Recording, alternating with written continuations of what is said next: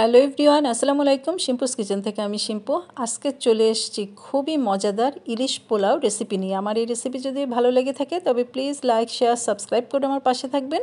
আর সবার আগে রেসিপি পেতে অবশ্যই বেল বাটনটা ক্লিক করবেন। যখনই আমি কোনো ভিডিও দিব সবার আগে নোটিফিকেশন পেয়ে যাবেন। আর ইলিশ পোলাও পছন্দ করে না এমন কেউ নাই। এখন ইলিশের সময়, এখন যদি ইলিশ পোলাও প্রতিটা বাসায় হয়ে থাকে, আর আমি ঠিক যেভাবে ইলিশ পোলাও তৈরি করে থাকি, আমার আম্মার যে রেসিপিটা সেইটাই আজকের আপনাদের সাথে আমি শেয়ার করব। আশা করি সবারই পছন্দ হবে। তবে চলুন দেখে নেওয়া যাক কীভাবে ইলিশ পোলাওটা তৈরি করতে হয়। প্রথমে আমি কনডেন্স মিল্কের যে পট থাকে সেই পট দিয়ে 2 পট চাল মেপে নিলাম। আর এই চালটাকে ভালো করে 5-6 বার ধুয়ে পরিষ্কার করে তারপরে পানি দিয়ে একটু ভিজিয়ে পাশে সরিয়ে রাখছি। আর পানিটা কিন্তু অবশ্যই কিছুক্ষণ পর ঝরিয়ে নিতে হবে। আর এখানে ইলিশ পোলাও করব, সেই জন্য আমি এখানে 6 পিস মাছ নিয়েছি। মাছটাকে অল্প করে লবণ দিয়ে ভালো করে এপিট করে লবণ মাখিয়ে নিব। আর আমি কিন্তু পেঁয়াজ বেরেস্তা আর দেখালাম না। আমি পেঁয়াজ বেরেস্তা আগেও কিভাবে করি দেখিয়েছি। এই জন্য পেঁয়াজ বেরেস্তা করে একপাশে সরিয়ে রেখেছি। আর পেঁয়াজ বেরেস্তার যে তেলটা ছিল সেই তেলেই আমি ইলিশ মাছ দিয়ে হালকা করে একটু ভেজে নিচ্ছি। আমি কিন্তু কড়াভাবে ভাজছি না, খেয়াল করেছেন।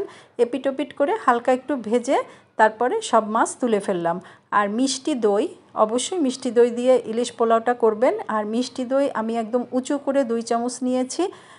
যে তরকারির আমাদের যে চামচটা থাকে সেই চামচ দিয়ে উঁচু করে 2 চামচ মিষ্টি দই আর 2 চামচ পেঁয়াজ বাটা নিয়েছি। একদম দুটোই কিন্তু উঁচু করে নিয়েছি। আর স্বাদ মতো একটু লবণ দিয়ে দিলাম। আর যে কাঁচামরিচ, বেশি করে কাঁচামরিচ, আপনারা ঝাল যদি বেশি পছন্দ করেন আরও কাঁচামরিচ দিয়ে দিবেন। বেশি করে কাঁচামরিচ দিয়ে দিলাম। আর দইটাকে ভালো করে কিন্তু ফেটে নিতে হবে। দই, পেঁয়াজ, কাঁচামরিচ আর একটু শুকনো মরিচের গুঁড়া দিয়ে দিলাম। শুকনো মরিচের গুঁড়াটাও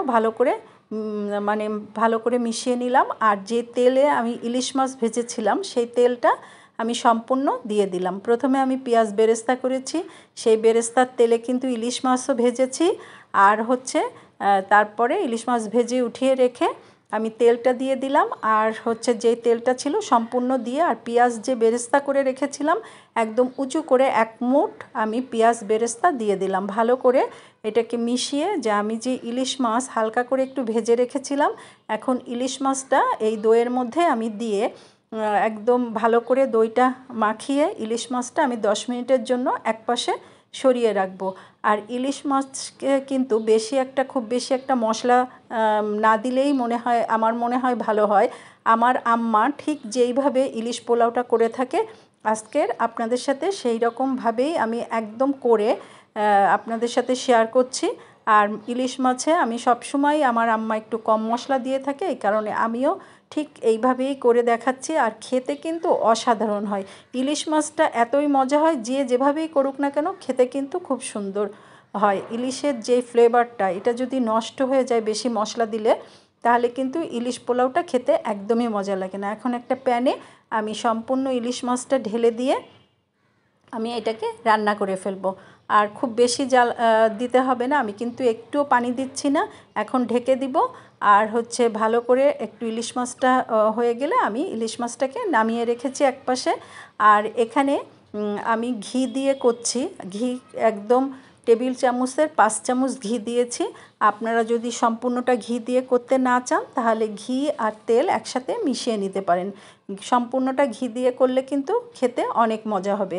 আর আদা দিয়েছি 1 চামচ। আদাটা ভালো করে কষিয়ে একটা এলাচ আর দারচিনির 1 পিস আর কয়েকটা গোলমরিচ দিয়ে দিলাম। আমি কিন্তু একদমই মশলা বেশি দিচ্ছি না, খেয়াল কিন্তু অবশ্যই করেছেন। এখন যেই চালটা আমি ধুয়ে রেখেছিলাম ভালো করে পানি ঝরিয়ে, এখন চালটা দিয়ে ভালো করে চালটাকে ভেজে নিব। আর যেহেতু আমি 2 পট চাল নিয়েছি, এখানে 4 পট পানি আমি গরম করে নিয়েছিলাম। পানিটা সম্পূর্ণ দিয়ে দিলাম চালটা ভাজা হলে। আর চালটা কিন্তু ভালো করে আমি ভেজে নিয়েছি। আর ইলিশ মাছটা এখন আমি তুলে রাখবো। যে তোলার সময় যতটুকু ঝোল ওঠে এরকম একটু মশলা আর ঝোল দিয়ে অল্প করে মশলা আর ঝোল তুলে এক সাইডে মাছগুলো সরিয়ে রাখবো। আর আমি যেই ঝোলটা থাকবে এখন সেই ঝোলটা আমি সম্পূর্ণ যে পোলাও যে রান্না করছি এই পোলাওয়ের মধ্যে ঢেলে দিব। আর আমি কিন্তু পোলাওয়ে কাঁচামরিচও দিয়ে দিয়েছি। আর হচ্ছে এখন এই যে ঝোলটা সম্পূর্ণ আমি ঢেলে দিলাম, দিয়ে স্বাদমতো লবণ দিয়ে এখন আমি ঢেকে দিব। আর একটা বলক আসলেই জালটা একদম কমিয়ে দিব। আমি পোলাও সবাই রাঁধতে পারেন, আমি আগেও অনেকবার দেখিয়েছি, এই কারণে আমি আর হচ্ছে আরও একবার আপনাদের দেখিয়ে দিলাম ইলিশ পোলাওটা কিভাবে রাঁধতে হয়। ঝোলটা কিন্তু দিলে এই ইলিশের যে ফ্লেভারটা সমস্ত পোলাওয়ের ভিতরে চলে আসবে। আর এখন পোলাও রান্নাটা কিন্তু আমার একদম পারফেক্ট হয়ে গিয়েছে। পেঁয়াজ যে বেরেস্তা করেছিলাম, এখন এই পেঁয়াজ বেরেস্তা আরও এক মুঠ আমি এর ভিতরে দিয়ে দিব, ভালো করে দিয়ে এখন মিশিয়ে দিব। আর হচ্ছে পোলাওটা এখন আমি দমে দিয়ে দিব। আর দমে দেওয়ার সময় অবশ্যই আপনারা একটা ভারীযুক্ত যে কোনো একটা দিয়ে দিতে পারেন, যেমন রুটি ভাজি আমরা যেই তাওয়ায়, সেই তাওয়াটা দিয়ে তারপরে জালটা একদম কমিয়ে তার উপরে হাঁড়ি বসিয়ে দিবেন। এটাই 5 মিনিটের মতো রাখলে এটা দম হয়ে যাবে।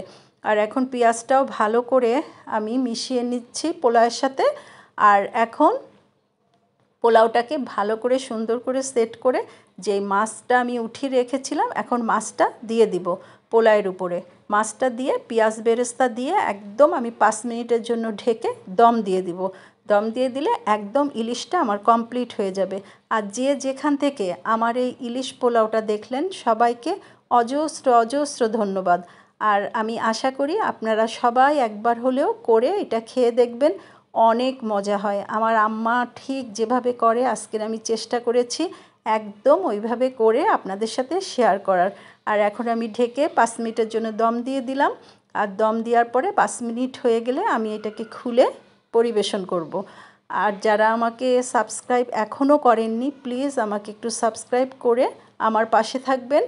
আর সবার আগে যদি আমার নতুন নতুন ভিডিও দেখতে চান তবে অবশ্যই পাশের বেল বাটনটা ক্লিক করবেন। আল্লাহ হাফেজ।